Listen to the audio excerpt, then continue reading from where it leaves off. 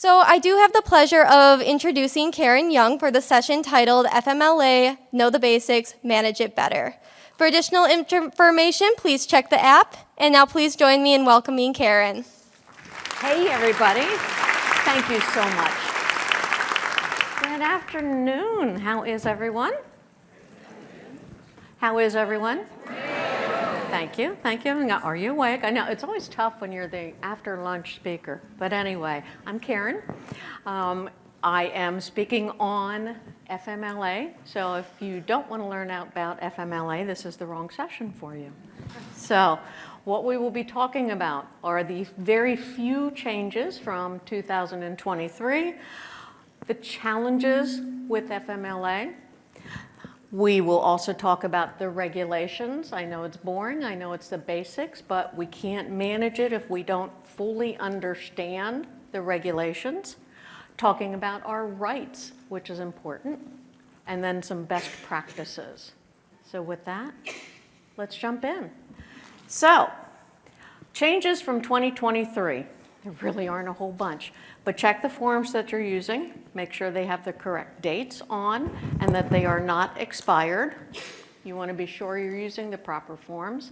I will tell you that in my opinion, these forms are some of the few things that government forms get right, and they can make our job easier. So I don't recommend reinventing the wheels with your FMLA forms. Use the ones that the government provides you. Just check your expiration dates. Much like the I-9 and any government form, they do all have expiration dates on them. The new FMLA poster, because of the PWFA, because the two have to work together. So that's why the FMLA section of the posters is new. So do make sure that you have current posters. And then lastly, it does integrate with the new laws, PWFA. They held off on issuing a new poster on pump until PWFA was passed as well. So that's another one that is integrated into the posters. So that's it as far as changes go. It really hasn't changed too much in our existence. I am sage enough, however, when I remember when there wasn't family medical leave. I prefer sage to old, but I'm old. Anyway, so let's talk about, and I use this on the presentation to make sure that I remember. This is open-ended here. What are some of the challenges, and we'll go section by section. What are some of the challenges that you're facing with intermittent leave? Just shout it out over here. They're never really injured. Lack of reporting challenges. Abuse? No. Really? I have a whole story on abuse, okay? Tracking. Oh, how true. Not filling out the forms right, the doctors. You know what's interesting about that? Before I came, I had my regular 4-month, because like I said, I'm old. I have to go to the doctor regularly. So we were talking, he said, oh, what are you talking about? And I said, family medical leave. And he made a face. And so I explained a little bit to him about intermittent. I said, Doc, we rely on you filling those forms out completely, because he was talking about having his patient fill out the form. I'm like, oh, you're hurting me. You're hurting me when you do that. And I explained to him why. And I said, I need you to understand, we rely on those forms, particularly when you tell me about flare-ups. And that's one of the things we will talk about. And I explained to him that I'm able to better manage my intermittent if I know what the realistic amount of flare-ups are going to be. And I said, I explained to him, the minute somebody goes to 3, when you told me they should only have 2, boom, I'm all over it. I'm allowed to ask for recertification. He said, I never knew that. I'm going to start to pay closer attention to that. And I said, oh, thank you so much for that. So, yes? I was just wondering, are you going to be talking about workers' comp with regard to FMLA topic? Will I be talking about workers' comp with FMLA? I sure will, because it's another important way to protect ourselves. I got to talk to you. Connect me with your broker. Connect me with your adjuster. I'll set them straight for you. Okay? Anyway, so we know we do have problems with intermittent, and it is challenging. And the real challenge, and we see this every day in a lot of, I'm a practitioner, just like you guys, okay? I'm nobody special. I'm an HR person, just like you guys. Practitioner, I deal with employees, I deal with managers. We have a lot to face. And unfortunately, the few that do abuse the intermittent have made it bad for the majority. And I know that, but I'm human. Boy, I get an intermittent, and my mind is all of a sudden, I'm starting to think about where the problem's going to be, where my headache's going to be, what I've done. This employee, oh no, I know this is going to be a train wreck. Or this isn't like this person. So, you know, and a lot of it, the doctors contribute to a lot of it too. Remember my doctor that I talked about? I've had challenges with my back for a long, long time. And when I first started working with him about it, his first question to me before I left was, do you need any time off work? I'm like, no. Why would you ask me that? Well, most people do. I'm like, I'm fine. I sit at a desk. I'm good, but thanks for asking. So our doctors unknowingly contribute to it because they don't, you know, and it's a real problem with workers' compensation because, so I'm not talking about workers' comp, but a tip on doing better with your workers' comp, make sure you're using occupational medical treatment facilities. They get it. So an idea for next year. And anyway, so I do want to get us back on track with the FMLA. So I'm a weird HR person. I like statistics and I like the numbers. So I compared 2023 to 2013, and you can find this data on Bureau of Labor and Statistics and then Department of Labor. So in 2023, there were 395 employees that complained as opposed to 811. So I'm not sure if that means we're doing a better job. That's what it tells me. It tells me that we as a population and as HR managers and as companies, it tells me we're doing a better job. Complaints, 334 as opposed to 744 just 10 years ago, 11 years ago now. And then the top reasons, it's funny, they remain the same as they were 2022 versus 12. Discrimination. People sense they are being discriminated against because they are bringing forward a request for FMLA. Denial of FMLA. Just because you see this up here, I don't want you to be afraid. I want you to know that you absolutely can deny an FMLA request.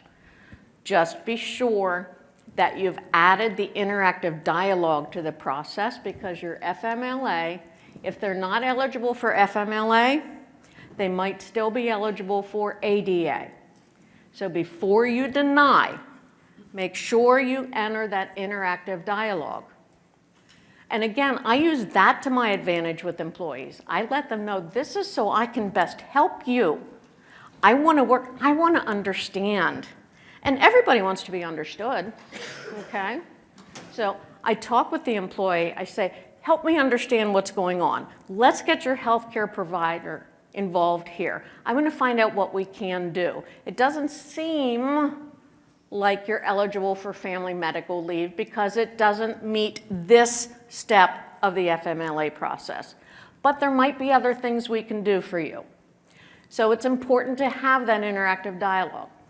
Third reason, failure to reinstate. I have a lovely story of that. Had a dispatcher, and a trucking operation, had a dispatcher go out on a legitimate FMLA. So they were smart enough to grant the FMLA. He was released to return to work, but they weren't happy that he went out on FMLA. Well, they just generally weren't happy with him because there were a whole slew of other problems. So they figured, well, this is how we can resolve those other problems. We're just gonna make him quit because we're going to reinstate him. We know we have to reinstate him to the same job. We know we have to pay him the same money. We're going to reinstate him on third shift from first shift. Isn't that the same? Now, I don't know how many of you know how many trucks get dispatched midnight to 8 in the morning. It's not too very many. Plus, it's not the same conditions as when he left. Now, fortunately, they got us involved quickly, and I'm like, oh, nay, no. You must reinstate in the exact position that they had. So he was only on third shift for a week. He still brought forward a claim, and he was still successful for that week. Even though he was there were no lost wages, there was nothing.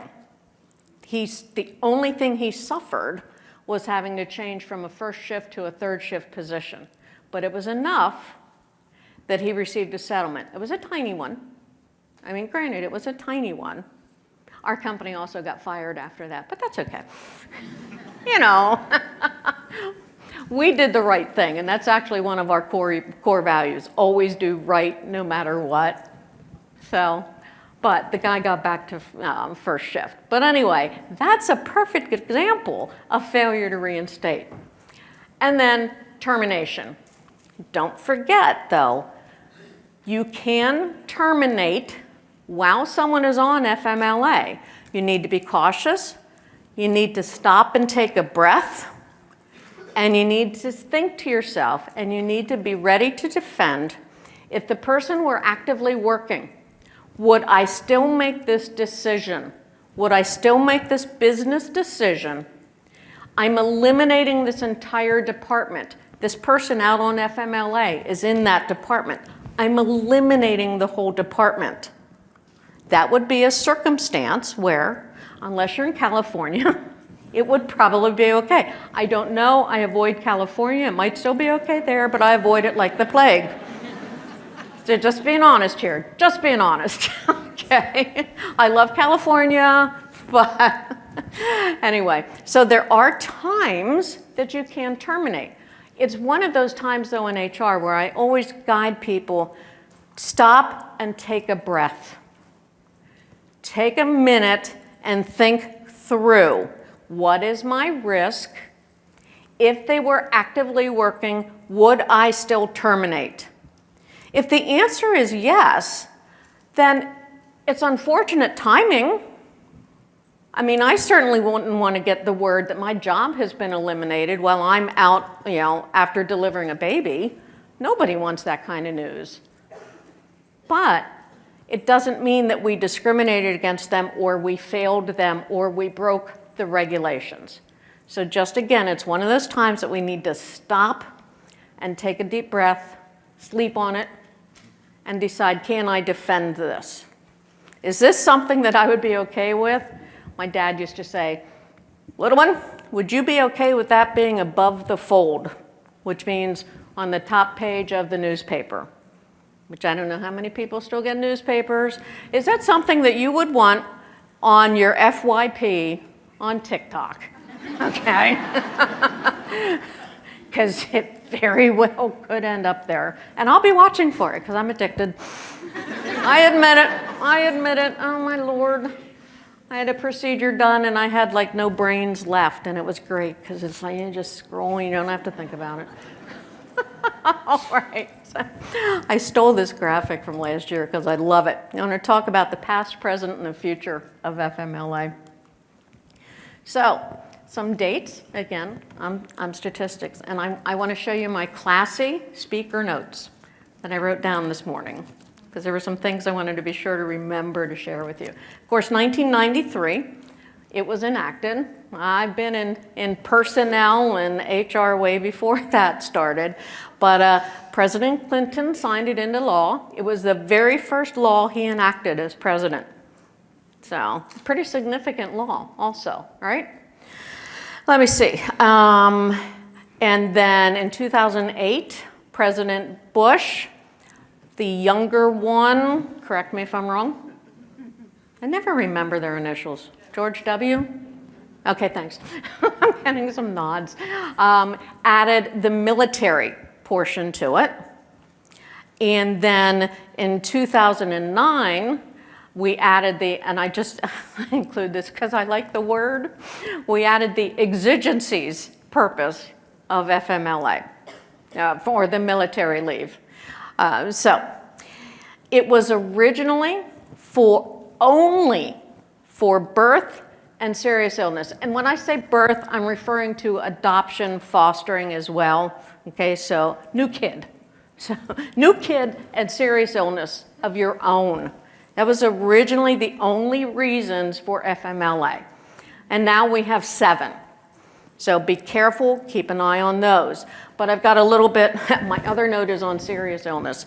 So the other thing that I found fascinating when I started doing my research on FMLA a few years ago, because I used to tell smaller employers, because that's a majority of our clients, I tell smaller employers, you know what, go to the state website, go to the federal website, they're going to tell you exactly what laws you have to have posted, just post those. You don't need to spend the money on the whole big poster and everything, you'll be fine. I was wrong. It's a $100 fine if you don't post the FMLA poster, whether you offer FMLA or not. Please tell me how that makes sense. It doesn't, but they don't ask me about the laws, darn them. So if you don't have to offer FMLA, and you're here to learn about it anyway, which is good, you still have to post about it. Don't know why. So, all right. So the regulation, again, these are the basics, but it is so important that you understand the details of the regulation. Because if you understand the details, if you understand the nuances of it, that helps you manage it better, because then you know what your rights are.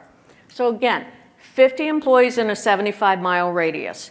Now you want to talk about the funny stuff that goes along with the regulations. We have a client that has 77 employees, okay? So your first thought is, well, they're an FMLA qualified employer, right? They are.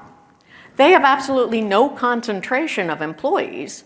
They have about, in the one location where they have a concentration, they have 25 employees. They don't have 50 employees in a 75-mile radius. But by law, we have to offer FMLA. Not a single employee is eligible. But we have to offer FMLA. So every time somebody requests FMLA, we send them the documentation and we immediately issue a denial. Okay? Now, we believe it is important to make sure that employees understand why we're doing things, because in my experience, I found if people understand why you're telling them no, they might not like it, but they take it a little bit better. So we put a cover letter with it also, and we explain, we appreciate your circumstances. You're receiving this denial because, and we explain why they're getting the denial. But then we immediately enter the interactive dialogue. And the company policy is that we are most likely going to extend the leave anyway based upon the parameters of family medical. But we are required at that point to immediately bring ADA in. And if they were qualified and eligible, you generally wouldn't start the ADA conversation until about week 10 of a continuous leave. You would start it at the end of FMLA. We just, in these circumstances, have to go right into it. Okay? So we've got the 50 employees in a 75-mile radius. This is the other one I love. They have to have worked for you for 12 months in the past 7 years. Okay, what's that mean?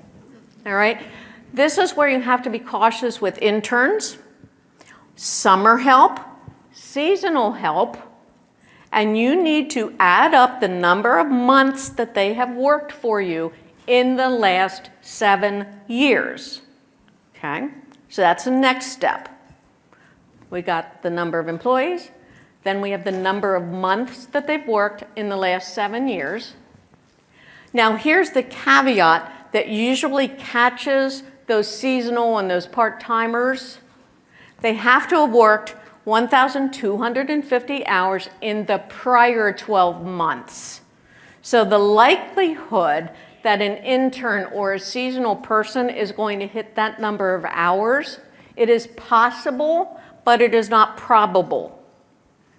So those are the steps that you walk through before you even issue the paperwork to them. So, am I a qualifying employer? Have they worked for me enough? Have they worked 12 months in the last 7 years? And then have they worked 1,250 hours in the past continuous 12-month period? Once we've established that, we have the requirement to send out notification to them. Again, I highly recommend using the government forms. So we send them the designation request, which explains their rights and responsibilities, and we send them whichever certification form is necessary, whether it's for them or whether it's for a family member. Now, when it comes to workers' compensation interplay, I usually do not send out the medical certification paperwork for FMLA because I already have it. I'm not going to piss off an employee who's already angry, hurt, disappointed, discouraged, not working. I'm not going to have them spend another $35 from their family physician to get another set of paperwork filled out. I already have paperwork saying they have a serious illness. I follow the same thing with my pregnant employees. I am able to see that they are pregnant, okay? Most times. I had a colleague, they made an announcement that she was out on family leave for the birth of her first baby. I'm like, when was she pregnant? So, oh my gosh. So you have to be careful in your visual observations. I also saw somewhere, I think I read it, I'm not an expert on PWFA yet, but I think I read it that you're actually not allowed to request medical certification from a pregnant employee. I don't know that I really need to. I mean, if they're going to deliver a child or they're going to have other medical conditions as a result that makes them eligible for FMLA. Yes? How would you handle that in a remote environment? How do I handle that in a remote environment? There's usually enough scuttlebutt amongst team members that you know that somebody's pregnant. I'm going to issue the paperwork. Within 9 months, they are either going to go out on leave, at which time I will need medical certification, indicating how long their leave is, or they're going to just not go out, so I'm never going to have to grant leave time. But that's a great question, because in a remote environment, you're not necessarily, I'm not going to say, would you please stand up so I can see the baby bump? It'd be really creepy, wouldn't it? I'm known to be creepy, but that would even cross the line for me. Great question, thank you. All right, so things to pay attention to. I actually love learning to present because I learned stuff that I didn't know either. Babies and bonding. There's no intermittent leave for babies and bonding. It's continuous leave. Now, the company can choose to allow intermittent for bonding. Normally, if the individual actually gave birth, there is a period of medical disability in which they cannot work. The ball game has changed with remote work because their doctor may enable them to return to work at home much sooner than if they had to come to an office. Now, I'm old school, I would hope that the doctor wouldn't, but, okay? So, you do not have to grant intermittent with babies and bonding, but I do want you, this is another one where I want you to stop and think, and I want you to go to your leaders, and I want you to say, do you want this to end up on your FYP page of TikTok, that you will not allow this mother bonding time with her baby on an intermittent basis. I know, boss, that we don't have to, but come on. All right, so that's another thing where I want you to, with your leaders, say, let's take a breath here. What's our corporate image going to look like if we don't have a little bit of flexibility with this? We don't have to. I want to emphasize that, and this is all about making FMLA work for us. So this is something we can do. You can go back Thursday and say, We're having a policy change, effective immediately. We will not be granting intermittent leave for bonding time. That you are within your rights to do that. But it is one of those where I want you to stop and think, oh boy, what's that going to look like? Okay? Immediate family, not in-law. I have heard that they're making some changes to that. Yes? Yeah.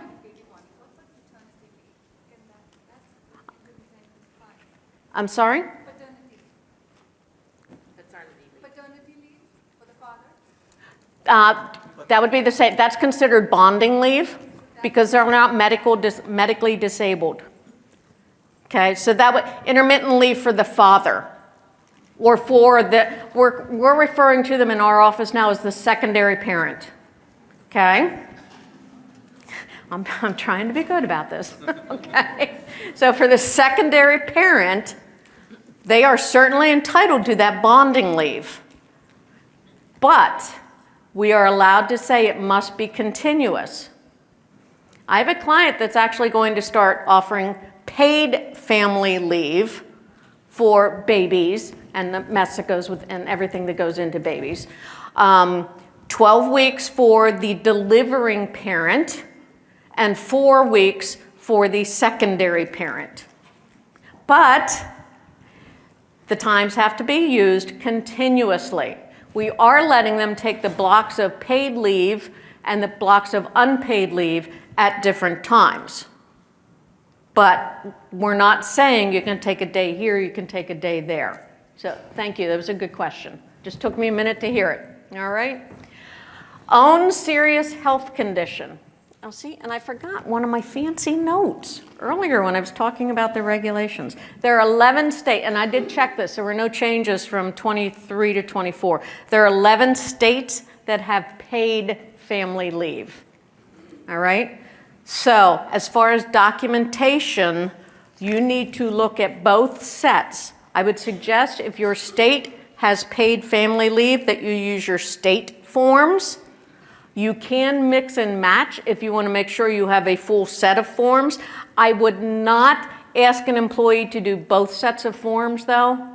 A, it's a paperwork burden on us. B, it's a paperwork burden on them. And I don't know that it's really necessary. So now I'm from the state of Pennsylvania.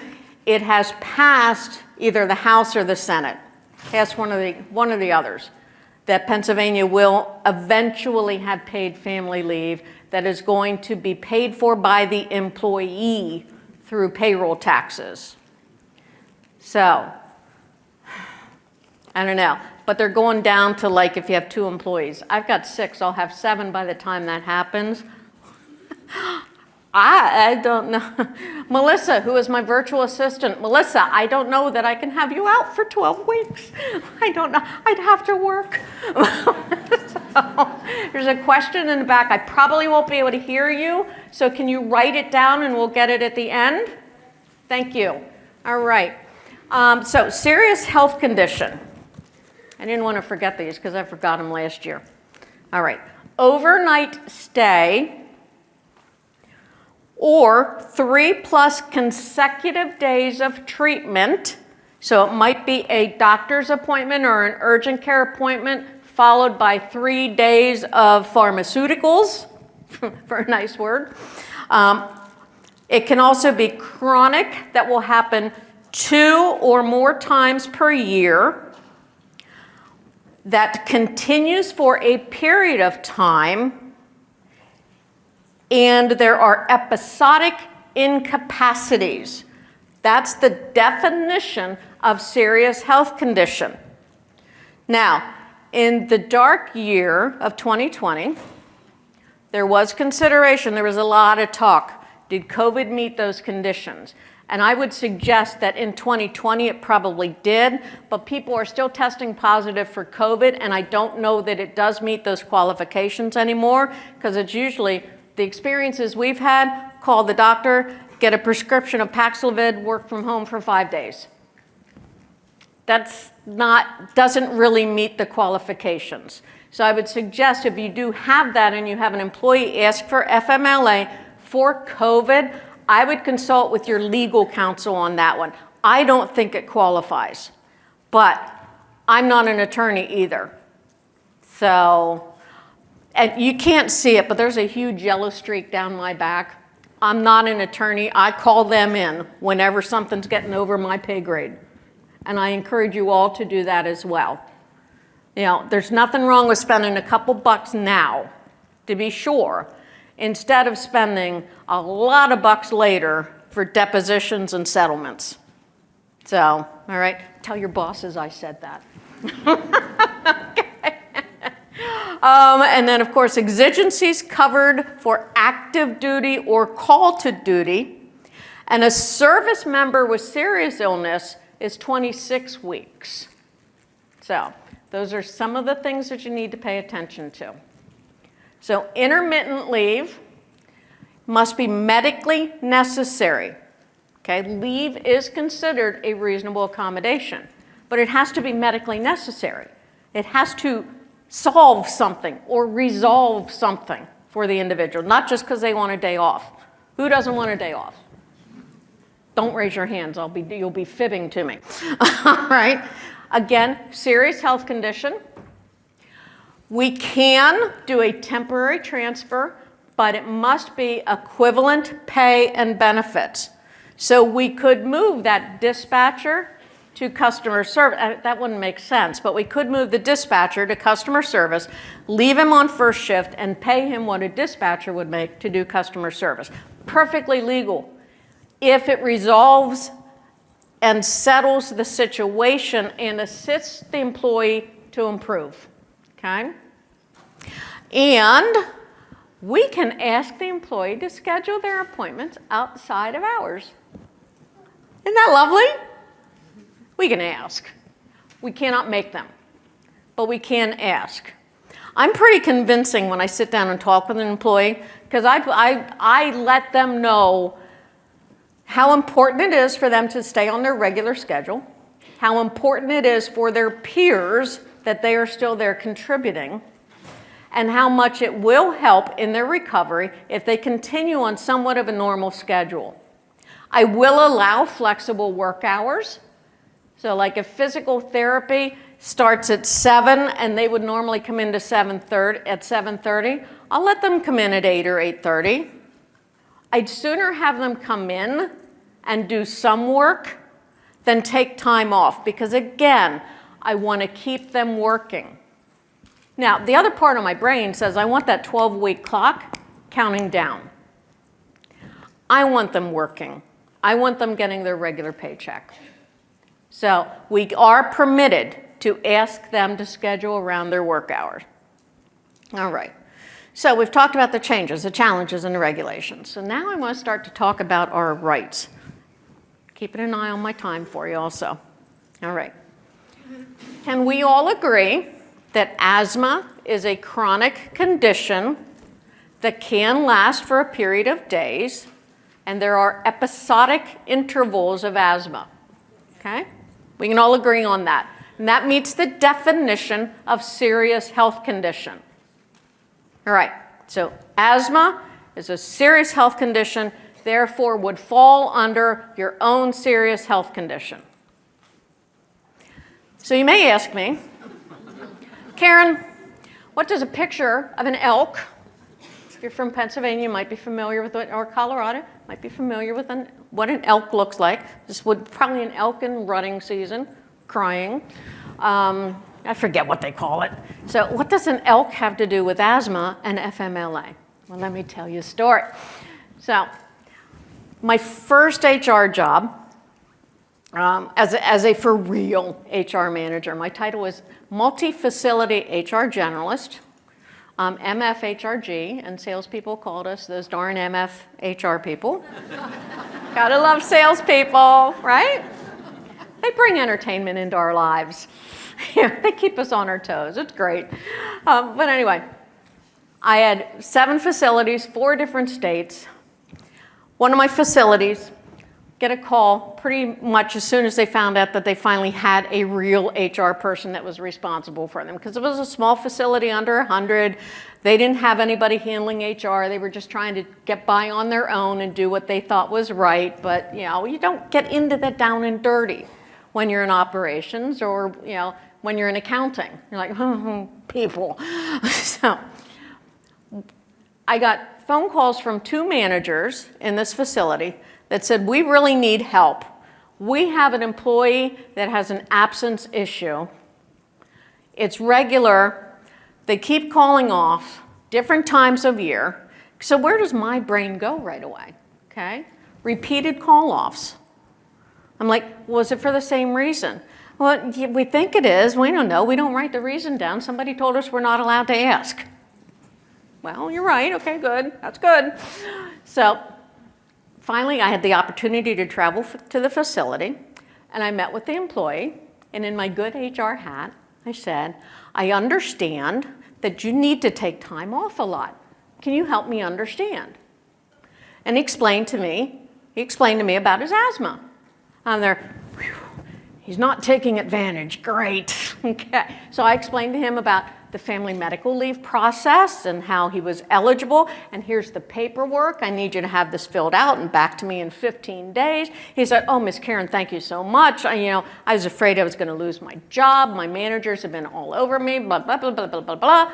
So he goes on his happy way. I explained to the operations manager, who kind of growls at me like, great, paperwork. She's not helping me. She's helping the employee. HR, they're only about the employee. They don't care about the company, right? Y'all have probably never heard that. I explained to him, now there are processes. He has certain rights that he's responsible for, that he's allotted. We have rights as well, so I'm going to manage this very carefully for you, because if he is taking advantage of it, it's going to catch up with him, and then we'll be able to take some action. But right now, we have to do this. So we did that. By golly, if I didn't have the paperwork back before I left the facility that week, okay? This guy's all over it. I'm like, this is great, a cooperative employee. Oh my gosh, this is fantastic. And he had the asthma certified, and I granted him the FMLA, and I explained the conditions to his manager and to him. By golly, I started tracking this, because nobody had been tracking it before either. I started tracking it. Wouldn't you know, his asthma flared up the first day of hunting season, of every hunting season, and the first day of fishing season, and the first day of trout season, and the first day of squirrel. It didn't matter. If it was the first day of a season, he had asthma. Okay, so this happens a couple times.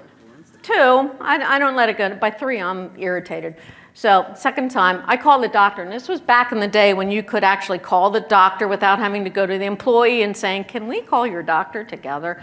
So I called the doctor directly. By the way, you can't do that today. You will get your fingers smacked by the Department of Labor. Somebody learned that the hard way. Okay, so called the doctor, explained the pattern I was seeing, and he said, well, the time of year, those dates, it seems to make a sense. I said, a Monday? All the time on a Monday? Well, I don't know what he's done over the weekend. If he went hunting over the weekend, then yeah, that could, I'm like, okay. Sorry, virtually you probably can't see my eye rolls. But, like, okay. Well, it continues. I called the doctor again. I said, Doc, let's have a conversation here. I gave him the dates. I gave him the corresponding hunting seasons and fishing seasons. And I said, please help me understand how there are no flare-ups any other time, only on these dates. And you can hear the doctor hemming and hawing, trying to think, how can I protect my patient yet not lie? And he said, well, that doesn't sound accurate. It doesn't quite sound right. So I called the cooperative employee back in. Now, this was worth a trip to the facility. So I called the employee back in to meet with me. I'm there, can you help me understand? He had a miraculous cure. It was overnight. We had no more issues after that point. So it took a little bit of time, but operations actually ended up pleased because I got them back an employee that did good work and that understood the rules and that chose to play by the rules. It doesn't happen all the time. We all know that. But doesn't it feel good when it does happen? He was allowed to take advantage for 2 years. It took me less than 6 months to help him understand his rights and his responsibilities. And we solved the problem for him and for operations. When I left the company a long time ago, he was still actively employed and had received merit increases every year. Attendance was no longer an issue. He learned how to play the game the right way. We have those rights, and that's the entire purpose of this session. Exercise our rights. Now, we all know we have to treat everybody the same, right? But we have to evaluate in doing that, in being fair, in being consistent. We have to look at every case on a case-by-case basis. That particular incident, I was able to manage. We've had another incident where an employee with migraines, that's another one. That's like, because really, how am I going to contest that somebody woke up with a migraine? How am I going to say, no, you didn't? Right? And if you've ever had one, they are debilitating. We had an individual, we got it certified. The doctor said 2 to 3 times a month, 1 to 2 days per episode, okay? Third time during the month, oh, Miss Employee, excuse us, doctor says, can you help us understand? It's my favorite phrase, help me understand. Can you help us understand? Next time it happens next month, we need to get this recertified because your doctor said only this. And therefore, until this is recertified, this day, we're going to hold this day in limbo. It might end up going against our attendance policy. Well, nothing changed. The doctor didn't change it. Next time this occurs, there's chitter-chatter with her team about how her boyfriend has to go to court and she wants to go along to support him, but it's in Pittsburgh, so she's going to have a migraine so she can get the day off work. Well, now what do you think her coworkers did? Because they're kind of tired of it too. Melissa, you're not going to believe what she told me. Okay, so we ended up with that particular individual. She did change careers because of her abuse of our attendance program. Again, we knew our rights. We knew if the doctor said 2 to 3 times, 1 to 2 days, the minute it crosses that, the minute. Do not let a month go by. Don't say, oh, this month is just an exception, because you stand a chance of losing your right if you don't jump all over that, okay? So case-by-case basis, keep your documentation, know that documentation, know what the doctor says, know what the guidelines are, know what the parameters are, so you can help the employee follow their restrictions. That's our job. We want to help them follow their own restrictions, right? All right, so best practice. I want you to start a checklist. From the minute somebody requests FMLA, I want you to have a checklist that you're just going to go down through so that you can document, you consistently handle every case. Boom, boom, boom, boom, boom. Okay? I always discuss expectations with the employee and with the supervisor. Now, with the supervisor, I cannot discuss diagnosis or reason for absence, but I certainly can discuss expectations. If you need to miss a day because of FMLA, this is the reporting process you must follow. You must still abide by our call-off procedure. You must still follow our policies and procedures when you are at work.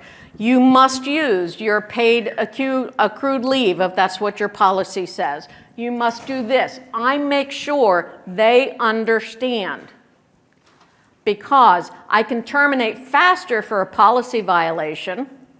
And if I've documented it well, and I've showed that I reviewed these expectations with the employee, I have a leg to stand on. And I also don't want the supervisors calling me every day complaining because so-and-so is exercising their rights. It's their right to do that. So that's why I make sure I have the supervisors included as well.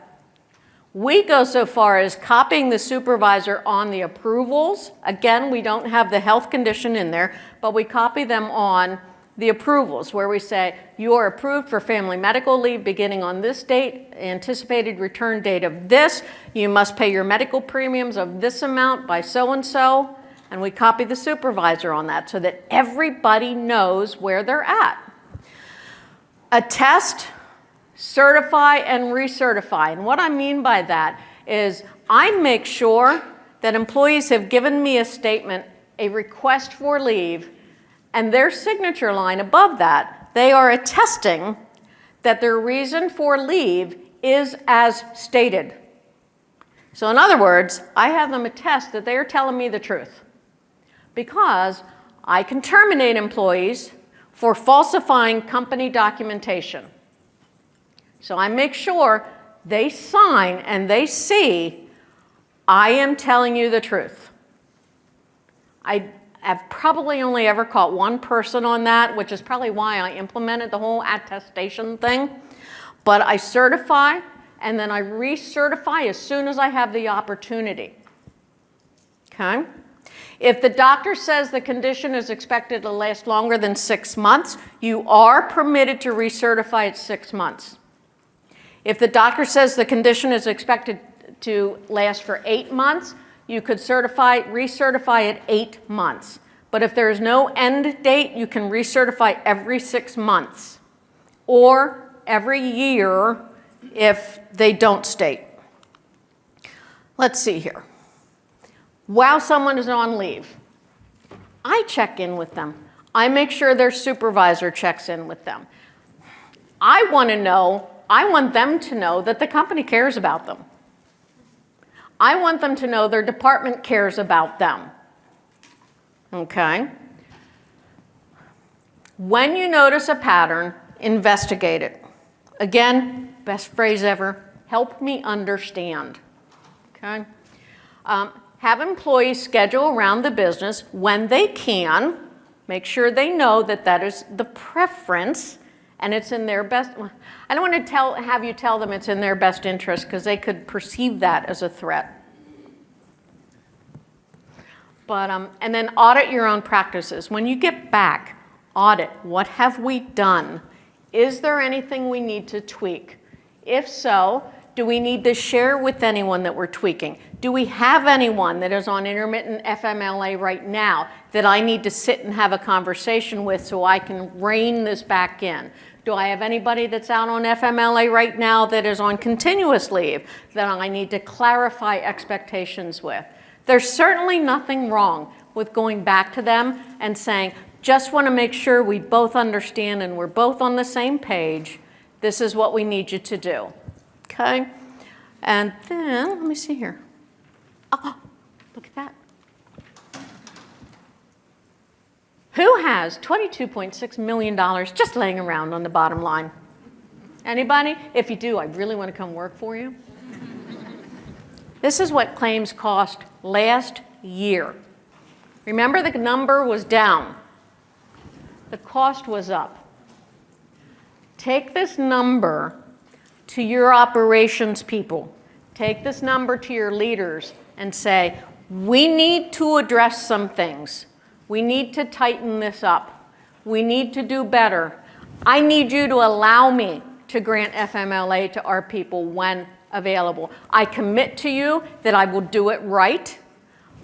You need to let me do this. How many widgets do we need to make to have this kind of money? So with that, if you would like, we do have an FMLA checklist that you are more than welcome to plagiarize. I would ask for some, I'm sorry, that you're more than welcome to use. I'm sure I got it from somebody. But anyway, and also I want to let you know my next book is coming out in the spring, Working with the Worst. It is my tell-all. I've promised before I retire, I'm doing a tell-all. The true cost of bad behavior from employees, bosses, vendors, and customers, and what to do about it. So if you sign up, we'll get to the FMLA checklist. You'll also get updates. You're welcome to unsubscribe if and when you would want to, but you'll get updates about the books. And then my other 2 books are in the bookstore as well. I want to thank everyone for their attention. Please do the survey. It is really important to your speakers. And I'm going to do questions. So there is a microphone right here, or you can yell at me. All right. There was one in the back. She had her hand up way early. And then there's a microphone right here. Thank you, everyone, for being here. I do appreciate it, and I hope you got something out of the session today. Oh, there it is. Well, thank you, Karen, for joining us. Alex, Again, please remember to Alex, am I complete the turned off? I'm session not. survey on the app or on the virtual platform as we continue to value your feedback. Enjoy the rest of the conference, and thank you for attending. And again, don't forget about the book signing at 3:15 at the SHRM store. Thank you.